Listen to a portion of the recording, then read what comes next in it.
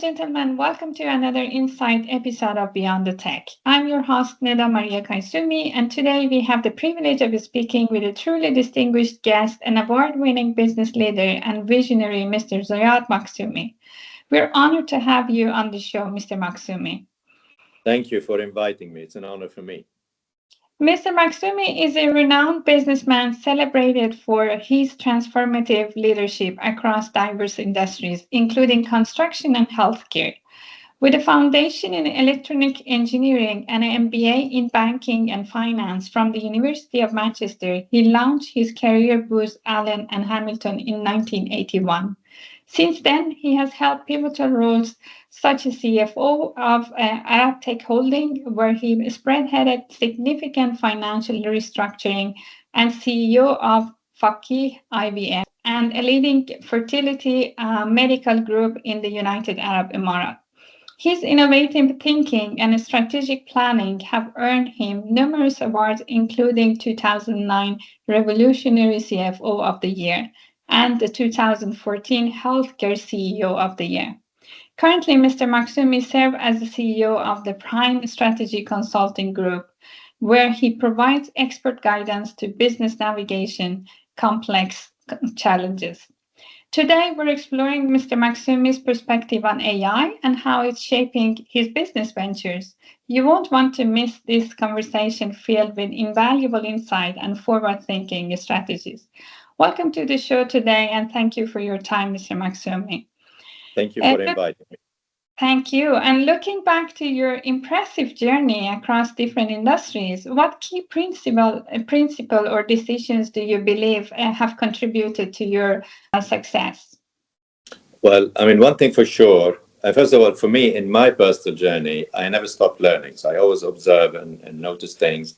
And I believe I can learn from anybody, not from people who are slightly more intelligent than me and more successful than me. I can learn from the taxi driver. I can make from the barista. I can work from the sandwich maker. I can work from delivery boy. I can work. Learning is an ongoing, dynamic, multidimensional process. So it's not just one way and you read a case study. This is why in my lectures, I said, all the taught us in the case studies in the Harvard Business School do not apply anymore because logic has changed, value has changed. In my days, if you're a millionaire, there are only a few of us. Now, if you're a billionaire, there are thousands of you, basically. And very soon we're going to have a trillionaires, and we have valuation on what we call the digital currency, which I don't believe in it personally, but it can go from $1 to $100,000. All this is changing, and there are always opportunities in there. And what is changing specifically is the effect of digital platforms and the digital media and the analytics. So to me, AI has, or intelligent, or whatever you want to call it, is more detailed, fast analytics, which is something we designed in computers 50 and 60 years ago, but now we're using it in a better way, in a different way. So AI is there. There's a lot of value in it, but it is going through the same development and maturity that went through the technology bubble. When we developed the mobile phones and mobile data and so on, now we cannot live without them. We cannot. Now, of course, that has an effect on everything we do. And you order food online, you go shopping online, you make bookings online, you can even watch a movie online, you can date online, you can do sports you can do anything you want now, which also, to me, is not very healthy because we're becoming too dependent on our phone, on our digital devices. Absolutely, I agree. Well, I actually like this attitude of learning that you have, and I have the very similar attitude. And I think you learn and you adapt, which is very important. Well, as technology has become a driving force in reshaping industries, leaders like yourself have had to navigate rapid advancement, particularly in areas like AI. So, given your diverse experience and the sectors you've worked with, how has your encounter with AI and emerging technologies influenced your business strategies? And what opportunities and challenges have you seen in this way? Well, the challenges are basically some platforms are not invented yet. So I'll start with the big picture. I sit on my board of advisors to the president of my old university, Manchester. Right, we just celebrated 200 years of being one of the leading universities in the world. I'm an undergraduate, postgraduate. I dedicate my life to it because I believe education is very important, not just certification, but education, learning all the time, basically. And I wrote a paper to the board saying, basically to the president, that we need to plan for the AI implementation in education. So Harvard becomes redundant if Manchester can offer something better, because now you're not dependent on the professor, dependent on the information. But the trick is, how do you judge the value of that knowledge when you are testing students? Because you tell me, write an article about Plato, I can get AI to do it, and I can write it very well if I know what I'm looking for. So your measure of evaluating me as a student has to change. So it cannot be that I can go and get 20 books and write an article. When I remember talking about Booz Allen, when I was approached by Booz Allen, I didn't know who they were. I mean, I thought the name was funny. I didn't know what consultancy was. I mean, I was barely 25 and doing my MBA. I mean, when I did my MBA, a lot of people didn't know what an MBA is. I mean, I finished mine in 1981. Imagine. I finished mine when people didn't know what a business school is, basically. So I remember I went to my best friend, my tutor, who's still alive, he's 84 now. I saw him in Manchester when I was there in November. And he said, go and we have a brochure in the library, right? I had to wait 3 weeks for somebody to return that single copy of the brochure. So you can see how things have changed. Now, AI, you can download any information now. The problem with that is that you cannot verify what is right or wrong, because all of a sudden you have 1 million tweets of some nonsense and lies that people believe is true, like on vaccination, on stuff. So to me, anything that needs processing of data that is dependent on individuals, AI will replace them if we like it or not. You land in Dubai, biometrics, you clear immigration and customs within minutes. You land in LA, it takes you an hour and a half because somebody is waiting for you. You know. Exactly. We used to order a taxi, then you have to call a call center, then they buy a one-way radio, they will call them and they respond to them. Now the technology links it. That is AI, that is software. I mean, we call it AI, but it's really software of doing things. So in certain areas, we have found that technology and AI is inevitable. I think education is coming next. In healthcare, it is. I mean, imagine, I always give this example where when we are engineers, they say, okay, what is the connection between point A and point B? We automatically assume is one straight line. AI will take 1 million dots and tell you actually it goes up and down, and this is more important than the beginning and the end. Now, if you can dig deep into that, your treatment of cancer becomes different. You know, your treatment of problems become different. Your kidney, your liver, your glands, anything becomes amazingly, because I can detect the signs before and I can manage them better. This is why now we're investing in a big center in Athens on anti-aging longevity, which is purely that. We use everything to make your organs be better and live longer. This is all, you know, we make it function better and so on. So that's the first application. In healthcare and in detection and in diagnostics, AI will lead the process amazingly. Now, imagine I can teach a robot how to do an operation. Now, we have it halfway now where you can have remote robots. I mean, I can have a heart operation done with somebody sitting in Australia for the moment, because they look at the screen and they can do things. Now, imagine if you teach the robot to do so. It's coming in that. Imagine that, you know, one of the companies I'm involved in, they do loss adjusting processing. So when you have a water leak, you need to have 6, 7 documents and so on. You do it online, comes to us, the software will detect it and get bingo. Yes, no, we need this. Imagine the time scale that is happening. So AI, anything that needs analytics is much faster and better. Anything that it's just a matter of processing is faster and better. The issue is, how do we train it and educate it to ensure that it gives us the right answer all the time? And this comes with artificial learning. It's a dynamic learning process. Of course, anything in legal, anything in research, anything in accounting. I mean, a friend of mine is a partner in an investment bank that is purely AI. It can give you a report on startups in 100 countries 100,000 companies that file online can read them and take it, they extract the information and tell you. So you don't need all this sophisticated stuff. The question is, what do you do with that information? And this Exactly. AI cannot tell you or can influence you in a sense that I can follow your clicks online and I can send you things that make you believe it is correct and send you the best options because I blinded you and got you to focus on this, like hypnosis in the old days, we used to call it hypnosis. So it is going that way. And my next book, which is specifically on digital media, on digital faith, and actually we just recorded a podcast on that, is, we thought, you have the echo chambers, you have the bias, you have this, and it's affecting our decisions because we believe just because we think it is right, that it's correct. Because, you hate food of certain things, and I tell you that food will kill you if you take it, and you believe it because it upsets you. So we need to, again, the great opportunity, but we need to make sure it is. Now, having said that, I can also create digital identities.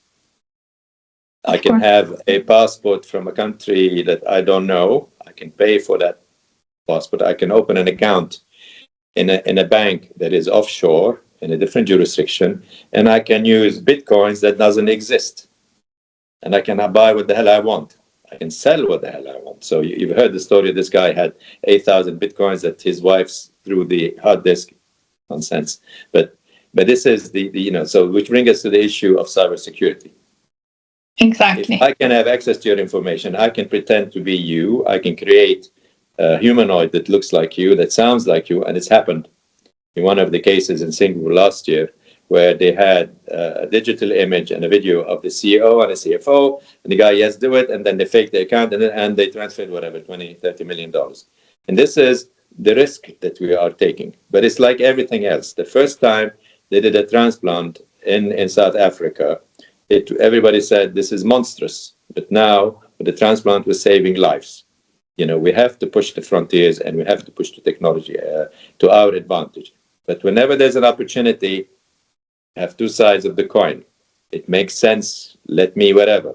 I mean, we had discussion when we were in Mega, and I said, well, if the Americans don't use so much drugs, there would not be a big market. Absolutely. Yeah. On marijuana, for example, they legalized it because they can't stop it, Mm-hmm. but they make money on it. They make income on it, and that money, in theory, can go to do something else. So, but again, I mean, I can't see them. It took them so long to legalize marijuana, where alcohol has always been legal all the time, and it kills more people, basically. But again, it's perception of what's right and what's wrong. It's manly to drink alcohol. It's tough to do that, So the world is changing. And with AI and digital media, I can convince you of anything. I can send you a picture of me flying a plane or riding an elephant or whatever, and you say, wow. And we're seeing it happening now. So. Yeah, absolutely. Well, I think you touched a very important point, and that was actually my next question. So, speaking about AI and responsible AI, Europe has taken a significant step with the introduction of AI Act, aiming to set clear standards for responsible AI development and use of it. However, many of other countries have yet to establish this similar framework. For example, US or countries like Asia. So, what is your perspective on responsible AI, and how do you view the role of regulation in shaping global business landscape? Exactly Well, like what we're talking. I'll give you one example.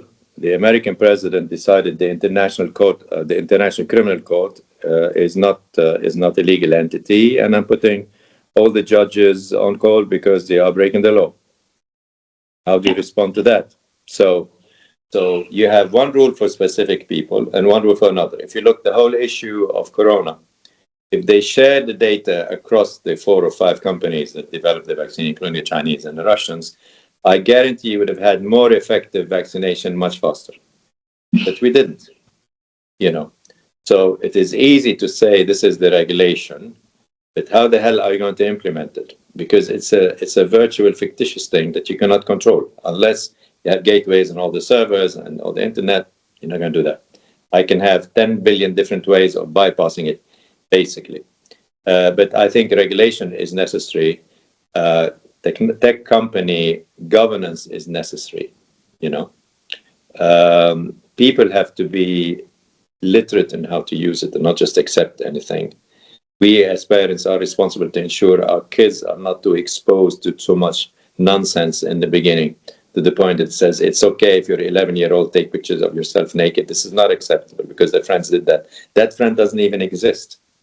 So as parents, we have to be responsible. As teachers, we have to be responsible. As educators, we have to be responsible. As government, we have to be responsible. But at the end of the day, we need to allow extremist views. We can't just say this is what I believe is right because the Quran or the Bible or this said so. No. The world is changing. Very soon we'll have people living on the moon and on Mars and whatever. I mean, I don't know what their electricity bill is going to be like, but because there is no morning there, it's always night. But, things are changing and things we did not accept are becoming acceptable. If you look at gender definition, we're accepting it, which I understand legally how that is going to be an issue. At the end of the day, a man is a man and a woman is a woman. I mean, they might have specific medical conditions, but we can't assume that this is the norm. This is the minority abnormal, but we accept it. There's nothing wrong with that. But again, as you see, even our social mentality is changing. So we're beginning to accept things and we're going to change if we like it or not. But it is our job to instill these values. And so, a child is crying all the time. He's 7 years old. Let me give him an iPad. No. He can play for 10 minutes or 20 minutes and that's it. He has to go and kick a ball. He has to climb a tree and possibly fall down. He has to go and cut roses and flowers. He has to interact with people. And this is one of the points I mentioned, that if we go to the next AI-based education in the university, I'm concerned about the human interaction. You don't go to lectures, you go to the pub, you don't go to the nightclub, and you put your headphones and dance in your own room because you think you're in a virtual party. How will that affect your social skills? Definitely badly. Exactly. Definitely badly. So I can convince you, for example, I mean, you see these kids playing these war games and killing people and say, I'm bored, let me take a gun and shoot some people because I'm used to it. This is the other danger that we have to be aware. So I think it is our duty to regulate without dictate. It's as simple as that.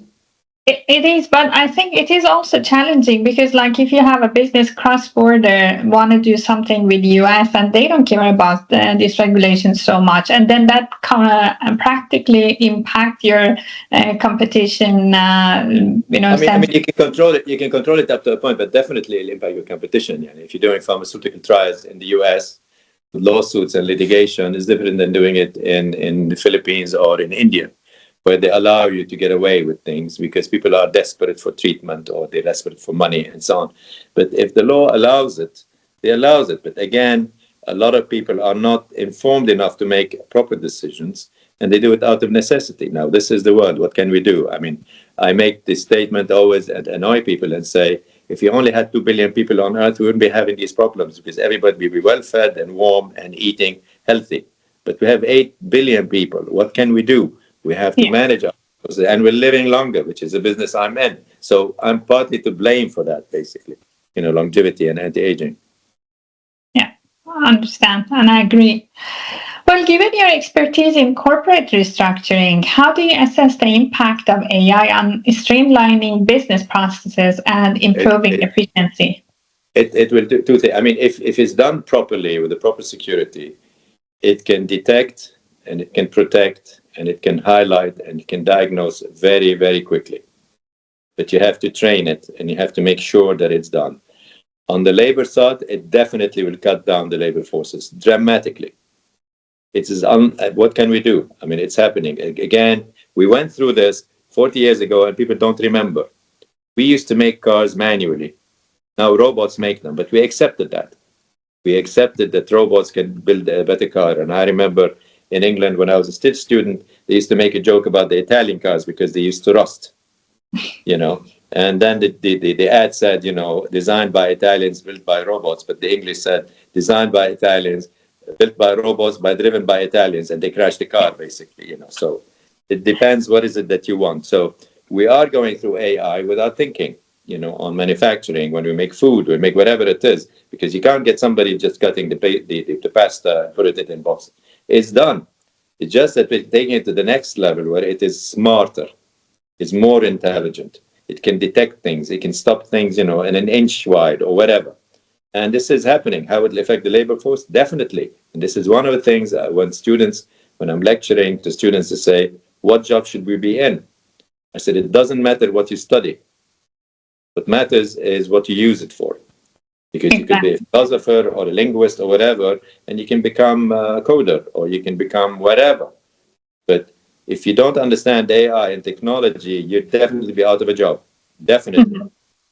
If you want to do things remotely, if you want to measure things, you have to understand how it works. You have to think like a robot, unfortunately, but you have to manage that thinking because nothing beats the human mind in a good way and in a bad way, by the way. Exactly. And talking about this management and adapting, how has the advent of AI technologies influenced your leadership style personally and decision making process? I mean, when I'm drafting, for example, proposals and documents, it's much shorter because I've already done the parameters on ChatGPT or for PowerPoints or for logos or whatever it is. When I want to do analysis, I mean, I'm still training it how to do it. Instead of me going reading the numbers, I can just scan the documents and it reads the numbers for me and says, this is the aging, this is whatever it is. So in my case, it helped me, but in my job, it's very personal. So it can speed up the things that other people can do. So instead of waiting for them to read, 10 sets of accounts and give me 3 days to come back, the AI can do it much faster, can do it within minutes, possibly. So that it has speeded the decision, but it does not change the recommendations. It gives me faster data, but if I don't know how to use it, it's like anything else. It doesn't mean anything to anybody. Well, that's fascinating how you have adopted and kind of embracing technology, which is, I think it's important, and you're also promoting that.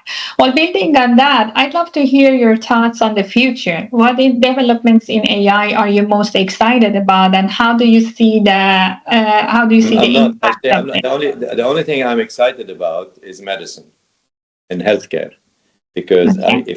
and we're working with a company on wearables, actually with one of the big brands in Switzerland because we want to make it the new wearable AI health detection, but branded. Basically, the same as Apple computers, the same concept. Because you can sell their watch at 2,000 euros, but I mean, if you add the wearable to it, you can sell it for 3,000 euros. Although the technology part is only like 10 euros or 20 euros or so. But the question, what do you do with that information? This is what is important. So if you add the added service where we monitor you and remotely and tell you, your sodium level has gone up or your gland is not functioning well or your heart is beating so fast or your insulin level is down, then probably I can possibly stop damage or not. I will take care of you. I'll keep an eye on you and I can protect you. It's like a kid crossing the road. You just pick him up or stop them before they cross. So I see that side of things happening. And And that's exciting you, right? I mean, if you like it or not, I mean, I can see, for example, in our clinics, we do the whole diagnostic. Of course, we still need to do the blood, urine, and so on, and testing. We have machines now, which is AI, that you can stand and walk into the machine, basically, and it scan your body for any spots of skin cancer easily, for example, because sometimes you don't see it. It's in the back of your head or whatever it is, and so on. So we want AI will make diagnostic and prediction more accurate and more affordable. And that's fantastic. I think Of course I'm it is. excited about that. Yeah. Yeah, but it is. And if I can monitor you all the time, for example, I mean, I gave a speech almost now 14 years ago in one of the hospitals. And I said, imagine the scenario. I'm driving my electric car with a big screen and it's linked to my iPhone. And I get a message that says, we're going to autopilot, is going to take over the car and park it in the next service road. We've asked for an ambulance to come and pick you up because your kidney is failing and you're going to have a heart attack. Right? Yeah. And so they're going to be here, basically. Stick your finger in this thing and we can give you an electric shock so you will not die. And we're printing your kidney on our 3D printing machine in the lab. Which part is not real? All of it is real, except the printing will take longer, basically, and the traffic is bad. But simply, we are getting there. So I can see a lot of value in AI in healthcare and in monitoring and in detection. In the 90s, we submitted a tracking system, the GPS tracking system, where they were moving all the missiles from Russia, and, because Google did not officially exist. The tracking system did not exist, for example. And that was AI. But it was very funny because we did not have digital maps of the world. We had maps of the world, and technically, for every reading, which is AI, we wrote an algorithm that will read the altitude and latitude. So technically, the reader was there, but the map moved, basically. So it was very clever how we did it, basically. Of course, now it's different. So AI is part of our life, and we can do it faster and better.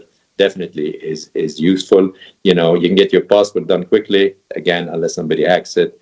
You can pay, you can learn, you can have social interaction. My concern is that we become too AI digital dependent, and we lose our humanity. We don't know how to deal with people. I mean, we become blinded, basically. We don't know if it's day or night or what is happening. Fascinating, and thank you for sharing that insight. To round up our conversation, I'd like to ask you one final but certainly not least question. What advice would you offer to other business leaders looking to incorporate AI into their operations? Well, I mean, it depends. If you're a service industry, you can definitely incorporate in anything you want. If you're in the education industry, if you're in the information industry, if you're whatever it is, booking, getting into a hotel, booking out, you can even have a good interactive screen that talks to you and sort it out. You can have the app so you can book in before you go in or before you leave. So there are lots on the service industry, I don't think you can ignore it. On the analytics, definitely you should not ignore it.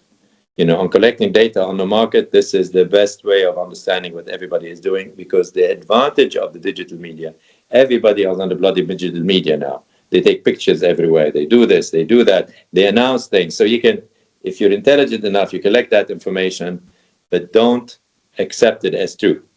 You do your analytics, and you can monitor. The other thing is, if I'm measuring the progress of an advertising campaign, in the old days you had to wait for a week or 2 or 3. Now I can detect it on a second by second, on how many clicks or how many views and so on. So I think on data analytics, you should not ignore it, and you can use it in anything you want. I mean, in the old days we used to have a reader that says how many people went into the supermarket.